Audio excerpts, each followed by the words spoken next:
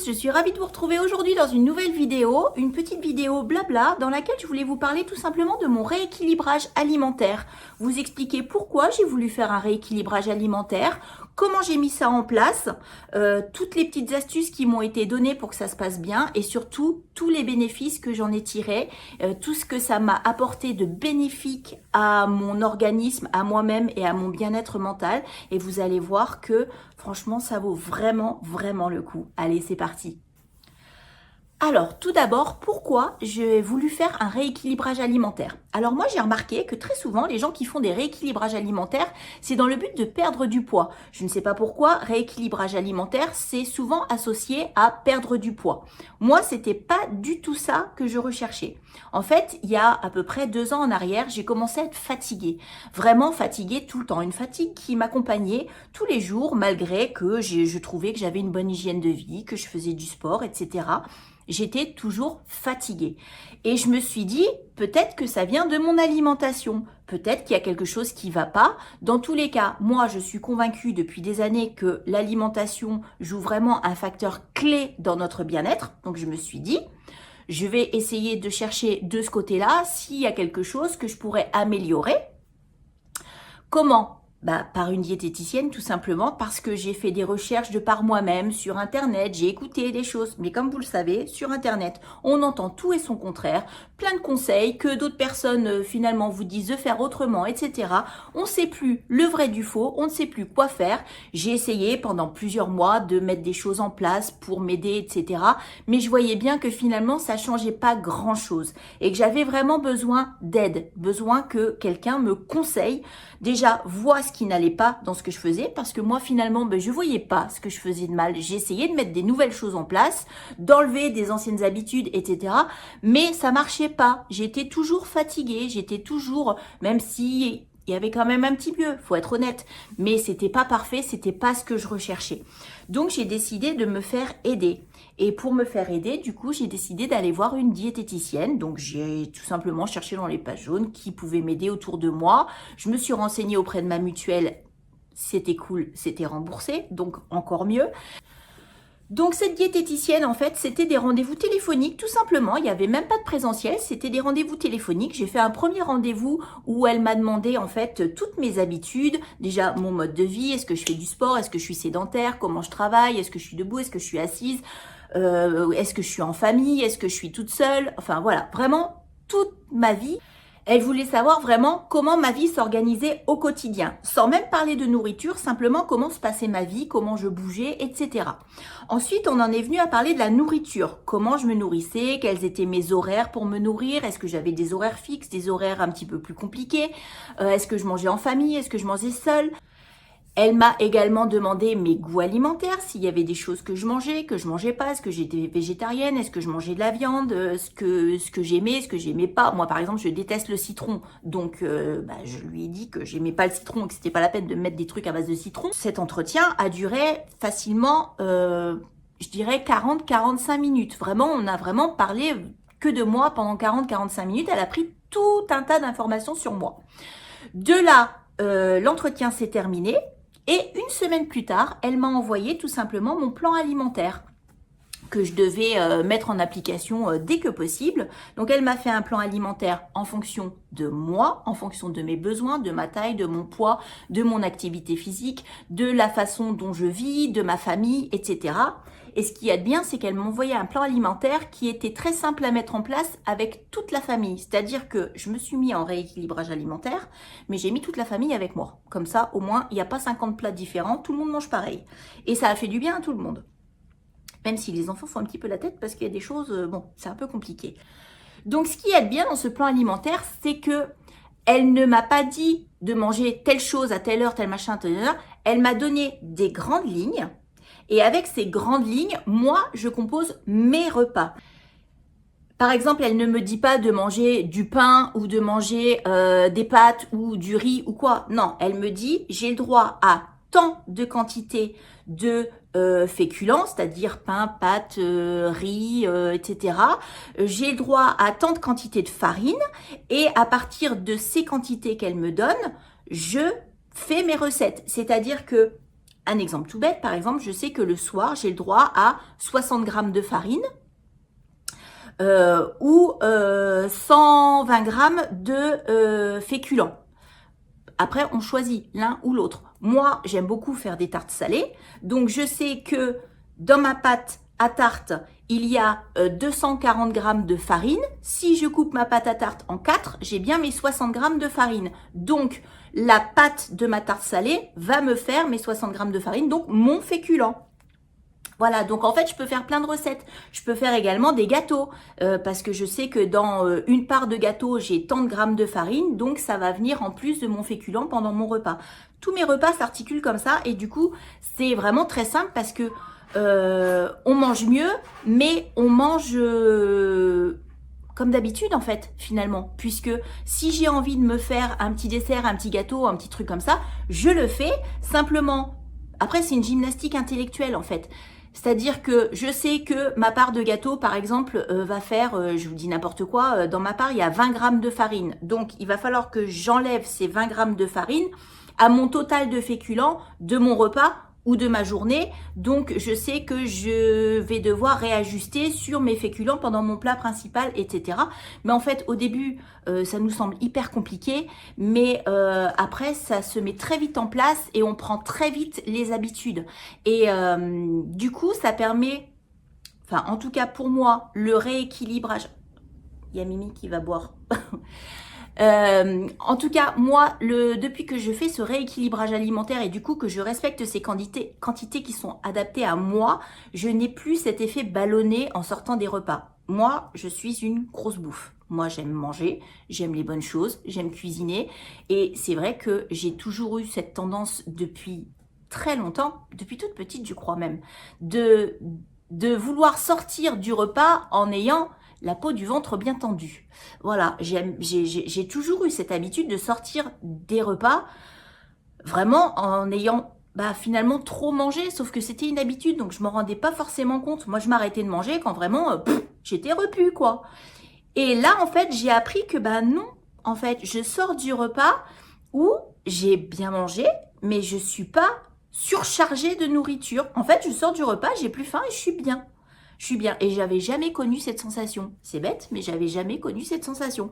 Donc en fait, quand je sors du repas, je suis pas lourde, j'ai pas de somnolence, j'ai pas de mauvaise digestion et tout. J'ai juste mangé la quantité qu'il me fallait. Et franchement, pour ça, chapeau, parce qu'elle a vu juste, les quantités me vont extrêmement bien.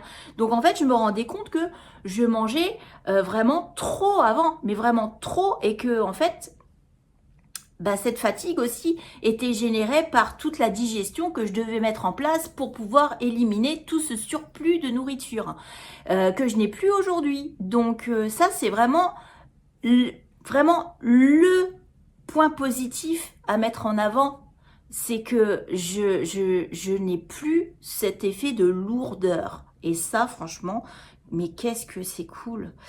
Donc, mon plan alimentaire s'articule de la manière suivante. Donc, je ne vais pas vous donner les quantités parce que les quantités sont propres à moi. Je vais vous donner vraiment ce que je mange. Donc, mon plan alimentaire à moi s'articule de la manière suivante. Le matin, je dois avoir un féculent, je dois avoir un laitage, je dois avoir une matière grasse et je dois avoir un fruit. Tous les matins, quel qu'il soit, je dois avoir ces aliments-là.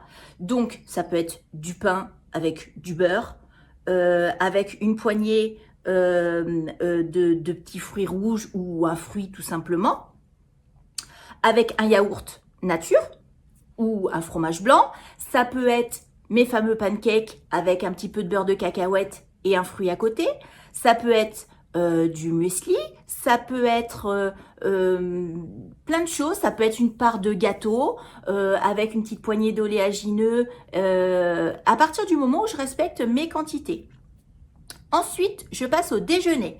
Le déjeuner s'articule pareil, toujours de la même manière, un féculent, une protéine, des fibres, une source de gras et un fruit. Donc, féculents, pain, riz, pâtes, semoule, ce que vous voulez. Ou alors des légumineuses, puisque moi j'aime beaucoup tout ce qui va être lentilles, pois chiches, haricots rouges, j'adore ça. Donc ça j'en retrouve plusieurs fois par semaine parce que j'adore ça, mais avant j'en mangeais pas. Maintenant j'en mange toutes les semaines et plusieurs fois par semaine. Une protéine, donc des œufs, de la viande, du poisson, voilà. Ensuite, une source de gras, le midi, moi, ça va être la plupart du temps, tout simplement, de l'huile d'olive ou de l'huile de colza. Si je fais une vinaigrette, c'est l'huile de colza. Si je fais simplement pour faire revenir des légumes, etc., ça va être de l'huile d'olive. Ensuite, un légume ou une crudité. Donc, ça va être des haricots verts, des carottes râpées, voilà. Alors ça, elle m'a conseillé d'en manger 250 grammes. Je vous assure, 250 grammes de crudités ou de légumes, c'est énorme et j'arrive pas encore à manger autant. En fait, j'essaye même plus de manger autant parce que c'est beaucoup, beaucoup, beaucoup. J'arrive à manger 200 grammes et bon, déjà 200 grammes, c'est bien quoi. Donc, je me force pas, hein, je vais pas me forcer à manger 250 grammes de légumes parce qu'on m'a dit qu'il faut manger 250 grammes de légumes. Non, moi 200 grammes, ça me suffit. Voilà. Et ensuite, je vais terminer mon repas tout simplement avec un fruit. La plupart du temps, ça va être une pomme ou une compote ou voilà. Mes repas du midi s'articulent toujours comme ça. Ensuite, je vais avoir un goûter, chose que je ne faisais jamais avant. Jamais, jamais, jamais je ne goûtais. Pour moi, le goûter, c'était pour les enfants. Donc non, on ne goûte pas. Donc je ne goûtais jamais. Maintenant, à mon goûter, il y a toujours un fruit, une petite poignée d'oléagineux, environ 20 grammes, et un petit carré de chocolat noir. Parce que, bah, après tout, hein, alors avant, je mangeais jamais de chocolat noir, j'avais décidé que le chocolat noir, c'était pas bon. Mais j'en avais jamais mangé.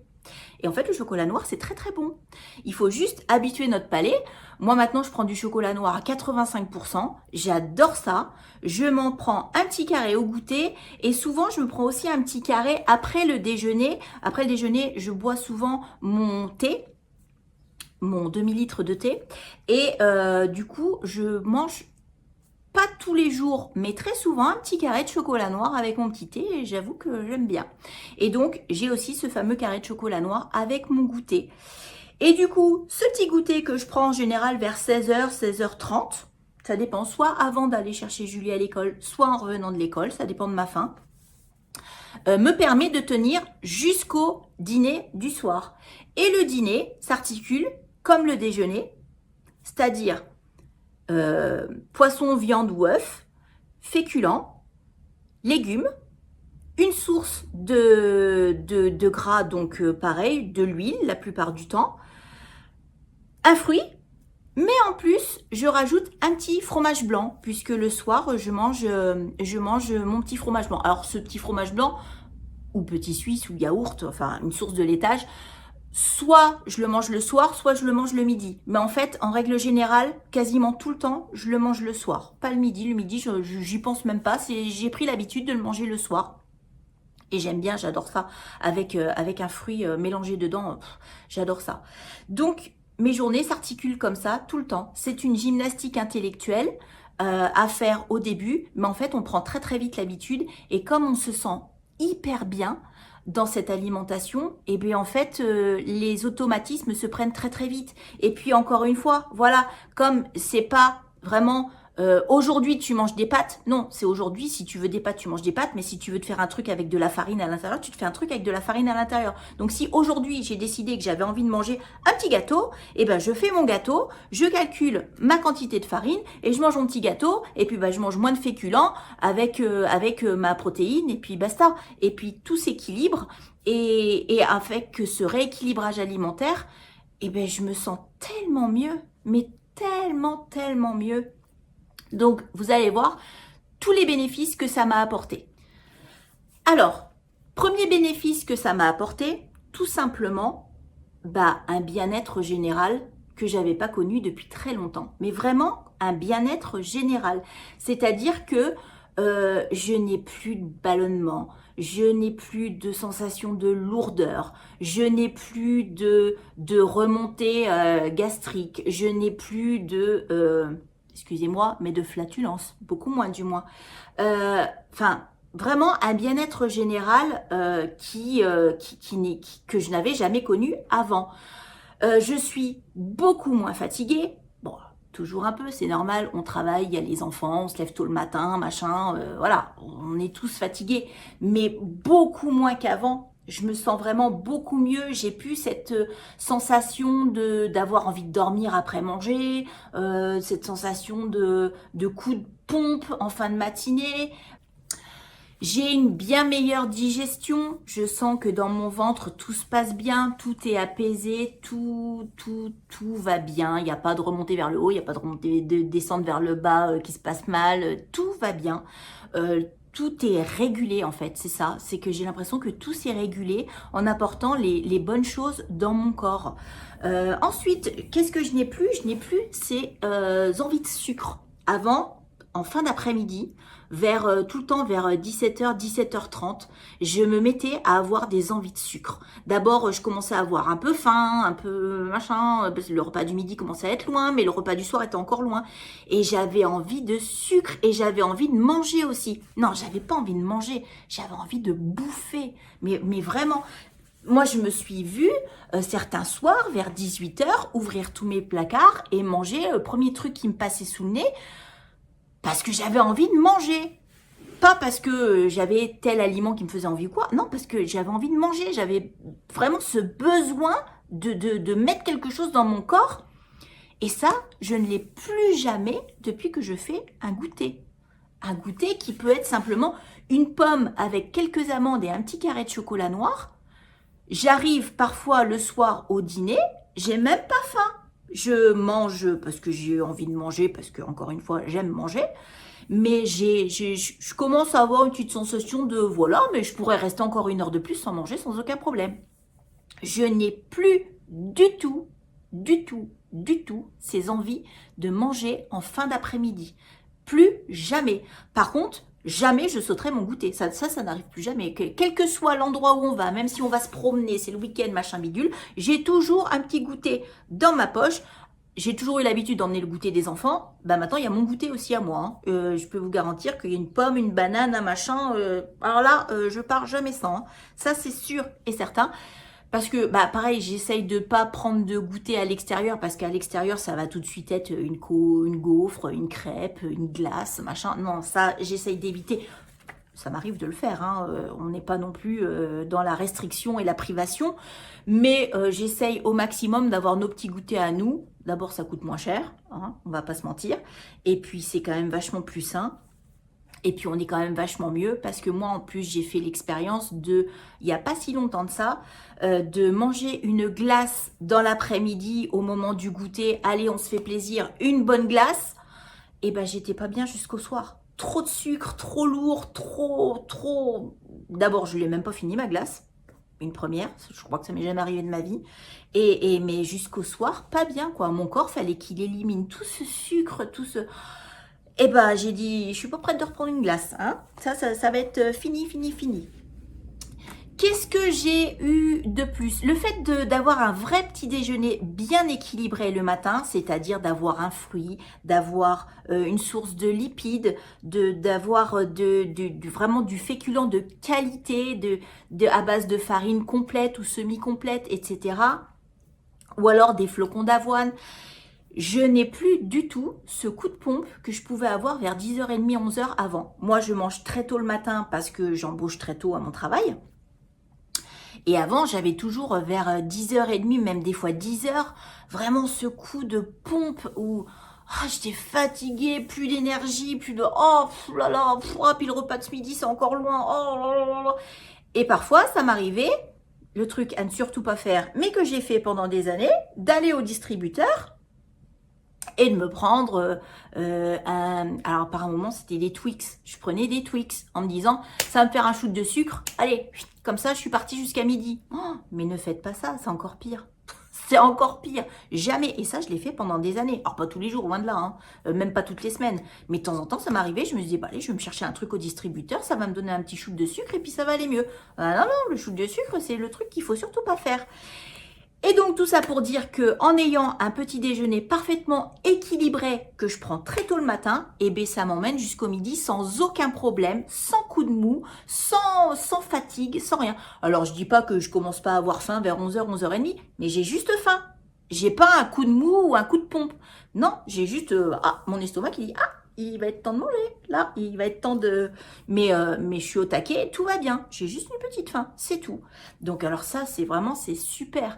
Pareil, je faisais avant, je buvais, je mangeais plus tard dans la matinée, je me disais, pour ne pas avoir faim ou ce coup de mou vers 10h, 10h30, je m'emmenais un truc à manger que je mangeais que vers 8h30, 9h le matin, en me disant comme ça. Mais alors un truc tout à fait déséquilibré, genre un pain au chocolat ou un truc comme ça.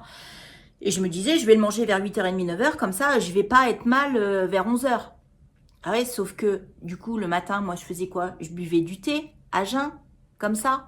Et bien, je me faisais des fois des espèces de, je pense, peut-être des hypoglycémies, ou je sais pas, je me sentais pas bien, j'avais des nausées et tout, parce que j'avais du thé dans mon estomac qui était vide et tout. J'étais pas bien. Ça n'existe plus maintenant. Avec ma nouvelle façon de procéder le matin, je n'ai plus tous ces désagréments. La matinée se passe à merveille, super bien. Ensuite, le fait d'intégrer plein de légumes, mais vraiment plein de légumes, parce que moi avant, je me suis rendu compte avec cette diététicienne que je ne mangeais même pas des légumes tous les jours. Je pensais que je mangeais bien, mais en fait, pas du tout. On mangeait des légumes 4-5 fois par semaine, mais pas du tout à tous les repas. Et pas du tout assez en fait, ni moi, ni Guillaume, ni les enfants en fait. Les légumes, c'était et puis ce que je faisais, c'est que si je mettais des légumes dans l'assiette, il n'y avait pas de féculents. Enfin bref, tout faux la fille. La fille, elle avait tout faux. Aujourd'hui, le fait d'avoir des légumes à tous les repas, le midi, le soir, des légumes en quantité, en volume, mais qu'est-ce que mon transit s'en porte mieux? Mais vraiment, mes intestins me disent merci, tout simplement. Mais franchement, j'ai un confort au niveau du ventre que je n'ai jamais eu avant. Mais plus jamais de constipation. Moi, avant, j'étais quand même une adepte de la constipation, c'est-à-dire que j'allais aux toilettes peut-être tous les 2-3 jours. Hein, on est entre nous, on peut parler de ça. Bah là, non, en fait, maintenant, c'est tous les jours, on y va, hop, mais qu'est-ce que c'est confortable dans le ventre? Et ça, comme m'a dit ma diète, c'est les légumes. Voilà, les légumes. Donc, on mange du légume à tous les repas. Alors, les enfants mangent des légumes aussi à tous les repas, puisqu'à la cantine, il y en a. Alors, à la cantine, je suis pas là pour voir s'ils les mangent. Je suis pas sûre que Julie les mange à tous les repas. Mais moi, je sais que j'en mange à tous les repas. Arthur, lui, il les mange, il n'y a pas de problème. Le midi et le soir à la maison, il les mange aussi. Arthur est beaucoup moins compliqué que Julie au niveau des repas. Mais Juju, bah, malgré tout, je lui fais manger quand même des légumes le soir. Alors, je suis la vilaine maman qui force à manger les légumes, mais je lui explique que c'est pour son bien-être. J'essaye de faire quand même les légumes qu'elle aime et de les agrémenter pour qu'elle puisse les manger, même si des fois, c'est pas foufou, mais elle les mange quand même. Et je pense que plus tard, ils me remercieront parce que ce sera vraiment bénéfique pour eux. Je pense que même là, déjà, ils en ont les bénéfices, mais qu'ils ne le remarquent pas forcément parce qu'ils sont encore jeunes. Mais dans tous les cas, je me dis que leur faire prendre l'habitude de manger des légumes à tous les repas, ça peut être que du bénéfice. Guillaume, c'est pareil, il se sent mieux depuis qu'il mange des légumes à tous les repas et c'est beaucoup mieux pour lui aussi. Il est plus ballonné, il est moins gonflé, il est vraiment mieux au niveau intestinal. Donc ça, c'est vraiment la bonne habitude de toute la famille qu'on a mis en place et qui est vraiment super bien. Ensuite, moi j'ai remarqué avec ce rééquilibrage alimentaire un meilleur sommeil. Je ne me couche plus en ayant trop mangé, puisque moi en plus je me couche très tôt le soir, donc je suis pas forcément longtemps après mon repas, c'est-à-dire que je me couche, on va dire 1h30 peut-être après avoir mangé, donc je suis vraiment dans la digestion. Et le fait d'avoir vraiment des quantités adaptées à moi, à mes besoins, à mon corps, je me couche plus avec ce sentiment d'avoir trop mangé et avec l'estomac au taquet en train de digérer ce que je lui ai mis dedans, quoi. Non, là franchement, je m'endors extrêmement facilement, je dors très vite le soir. Et je dors vraiment bien. Je dors, j'ai un sommeil apaisé, réparateur. Je me lève le matin à 5h15, j'ai bien dormi. Voilà, j'ai bien dormi. Je suis vraiment... et ça, c'est vraiment depuis que j'ai mis cette alimentation en place. J'ai vraiment... Et puis alors ça a été très très vite. Hein. À partir du moment où j'ai mis cette alimentation en place, dans les 2-3 jours qu'on suivi, j'ai noté que mon sommeil s'était vraiment amélioré. Mais vraiment. Alors ça, ma diète, pareil, m'avait prévenu. Elle m'avait dit, vous allez voir, vous dormirez mieux. Ah bah oui, je confirme. Je dors vraiment, vraiment, vraiment mieux. Donc, encore un point positif à tout ça. Ensuite, avec tous les bons apports pour mon corps que je fais avec cette nouvelle alimentation, je remarque que j'ai une peau vraiment bien mieux. Avant, comme je mangeais quand même beaucoup de sucre et qu'aujourd'hui, je ne mange plus du tout de sucre ajouté, ou vraiment, cas exceptionnel, si on sort, si on est invité à manger chez quelqu'un et qu'il y a une part de gâteau en dessert, bien sûr, je la mange. Il n'y a pas de problème, on n'est pas dans une restriction stricte, non. Par contre, à la maison, il n'y a plus de gâteau, il n'y a plus de sucre vraiment ajouté en plus, il n'y a plus de viennoiserie, il n'y a plus de gâteaux industriels, il n'y a plus de gâteaux tout court. Les gâteaux qu'il y a, c'est les gâteaux que moi je fais, donc dans lesquels il n'y a pas du tout de sucre. Je remplace tout mon sucre par de la compote ou par des fruits ou tout ça. Donc, il n'y a plus de sucre. Et bien, avant, j'avais toujours des petits boutons sur le bas des mâchoires, là. Toujours des petits boutons, là, ici, là, sur le bas, sur le menton et tout. Depuis que j'ai totalement arrêté le sucre, je n'ai plus jamais eu un seul bouton ici. Je n'ai plus un bouton sur le bas de la mâchoire. Et ça, ma diète m'a dit, oui, c'était le sucre qui sortait par là. Pareil, j'ai une peau quand même qui est beaucoup moins... Moi, j'ai toujours eu une peau plus ou moins à problème, avec des petits boutons, des petits machins, des petites rougeurs, des petits... Voilà, j'ai toujours, depuis l'adolescence. Maintenant, je n'ai plus jamais un bouton. Plus jamais. C'est très rare. Et si j'ai un bouton qui apparaît, c'est vraiment un bouton hormonal en fonction de la période du cycle. Mais j'ai quand même une peau qui s'est vachement améliorée.